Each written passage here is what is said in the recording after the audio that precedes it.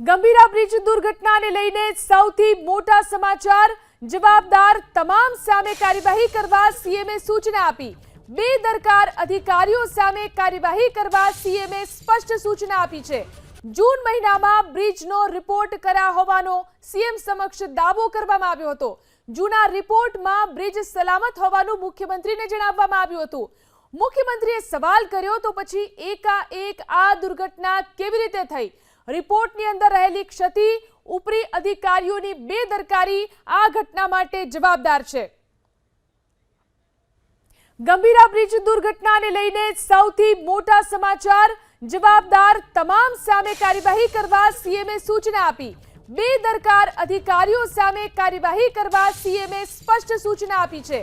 જૂન મહિનામાં બ્રિજનો રિપોર્ટ કર્યા હોવાનો સીએમ સમક્ષ દાવો કરવામાં આવ્યો હતો। જૂના રિપોર્ટમાં બ્રિજ સલામત હોવાનું મુખ્યમંત્રીને જણાવવામાં આવ્યું હતું। મુખ્યમંત્રીએ સવાલ કર્યો તો પછી એકાએક આ દુર્ઘટના કેવી રીતે થઈ?